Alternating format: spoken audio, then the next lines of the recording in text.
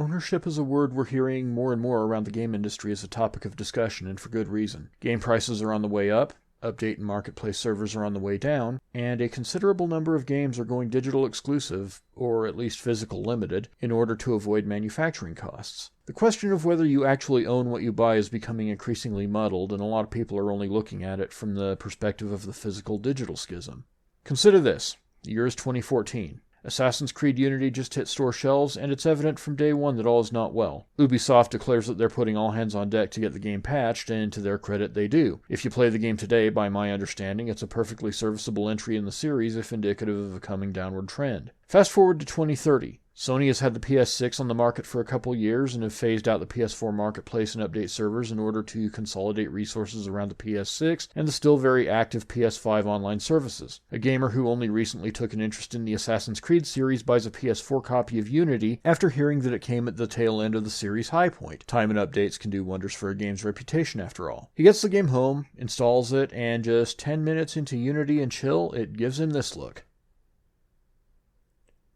Without update servers to apply all those fixes Ubisoft fell all over themselves to implement years prior, the version of Unity that shipped initially is the version anyone who buys the physical game in this dystopian future is going to get. Yes, our newcomer owns a copy of the game, but ultimately, is it a copy he actually wants?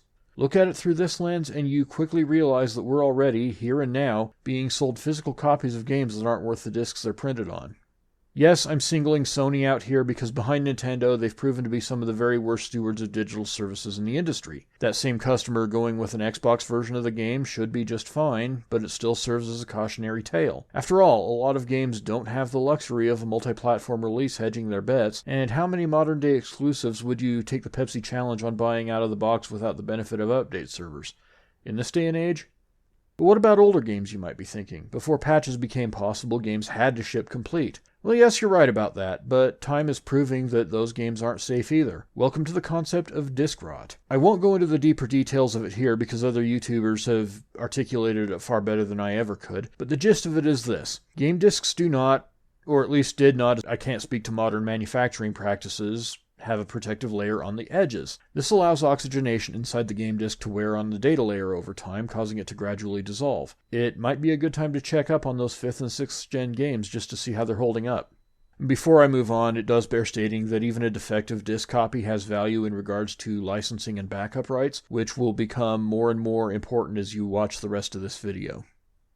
Now I want to touch on what I call the compatibility line. This is the name I have given the PlayStation and Xbox shift to x86 architecture as of 8th gen. This has made the PS5 and Xbox series almost perfectly backward compatible with the PS4 and Xbox One games respectively. And as long as that architecture remains the standard, everything playable on those 8th gen machines should remain playable on all future devices in that line. Nintendo is an outlier, but they have always been notoriously abysmal stewards of one of the richest back catalogs in all of gaming, so as much as I hate to say it, realism says it's safest to just abandon all hope of them ever caring about this issue. In a perfect world, this would mean that bringing past libraries forward would involve an extensive but one-time process of getting all of these games playable on the x86 architecture and making them available on digital storefronts. Unfortunately, this is anything but a perfect world, and there's another major hurdle to get over. Probably an insurmountable one. Licensing. You see, as the gaming world becomes more ambitious and interconnected, developers more and more frequently utilize borrowed content from outside the studio. Music, characters, locations, and so on.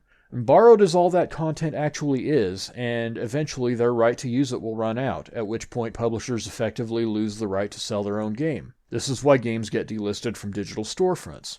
This has become such a problem that even though Xbox backward compatibility only counts for a sliver of Xbox and Xbox 360 games, Microsoft has given up on bringing any more games forward than they already have. PlayStation, for its part, has opened a division dedicated to this matter, but they're going to eventually run into the same problem Microsoft did, and it's not very reassuring anyway coming from Jim Ryan, who infamously stated that he didn't understand why anyone would want to play Gran Turismo 2 in this day and age.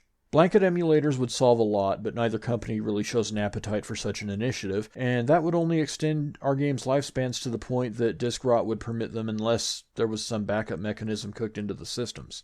This isn't just an ownership issue, this is a preservation issue. Now, preservation is a cause very near to my heart because I look at gaming as an ongoing masterpiece rather than a revolving door of what happens to be the industry's output at any given time. Anything that releases now has to compete for my time not only with other adjacent games on the calendar, but the stockpile of games from years gone by that I will never willingly stop playing. The thought of being forced to because of product deterioration absolutely makes my blood boil. The fact that defective copies effectively serve as backup licenses dulls this anger a little bit, but it's far from an ideal situation just because so many important systems' emulation quality, like the original Xbox, just isn't where it needs to be yet.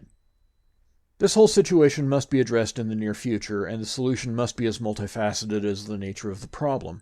I feel like modernizing certain pertinent laws would have a role to play here. A Digital Consumer Rights Act of sorts would be one such solution, which would dictate that storefront holders are required to ensure their customers access to purchased goods in perpetuity, or hire a third party that can. Ideally, this would be brought to bear so effectively that it would require things like the Wii Shop channel and the PSP iteration of the PlayStation Store to be brought back online, but unfortunately, constitutional restrictions on ex post facto law might prevent that from happening.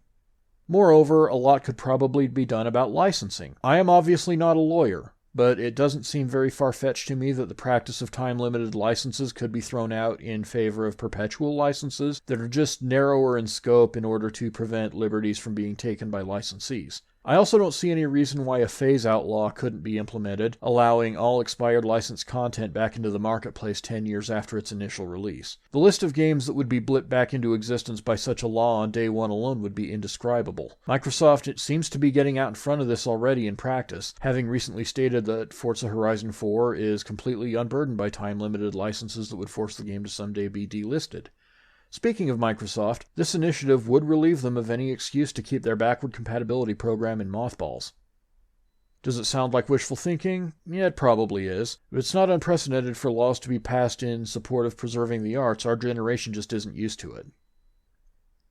Of course, none of this would matter without a measure of goodwill on the part of the industry itself. Thus, it might also behoove the ESA itself to institute a licensing management division to tackle the business that publishers rarely, if ever, pursue of renewing content licenses that are pending expiration. I would hope most such extensions would be a matter of course. This deal worked out really well for both parties, or at worst, it isn't costing either of us a cent, so let's keep it going. After all, it could already be said that the ESA was founded in part to handle aspects of the gaming business that developers and publishers themselves didn't want to deal with. This would absolutely check that box. For older platforms, 4th or 5th gen and prior, I could even envision a united marketplace like Steam or GOG in the business of selling non-proprietary ROMs and ISOs to be used in emulators, with pricing generally in the ballpark of what Nintendo had in place for Virtual Console. Gabe Newell once famously said that piracy was ultimately a solution to a service problem, and as service problems go, availability is the biggest one we're facing today. How many games are out there that people would not hesitate to buy if only those games were available to be bought? Furthermore, how many of those games are getting pirated for that very reason? I just did a video about a pretty big one. This takes us to the matter at hand. After all, people are going to find ways to get their hands on the games they want to play with or without the industry's permission. There aren't many people out there who care to let publishers and licensors tell them what they can or can't play at any given time. Unfortunately, this has the added effect of fostering an extremely antagonistic relationship between gamers and the industry itself, which may not be unsustainable, but I certainly don't care to find out. The digital future is coming because time is showing us that it has to. Physical media, while it looks great on your shelves and carries with it a false but powerful sense of ownership, is failing us miserably as the years wear on. Coming to terms with that is scary, and I say that as someone who has been deeply invested in 4 decades of physical media. However, the digital market can and will work for us. It's just a question of whether or not it's cooperative in nature with the game industry or built upon gamers dictating the terms and taking their digital rights into their own hands. That's all for now. If you like this video, please like, comment, share, and subscribe. I'm Patrick Mifflin, sounding off.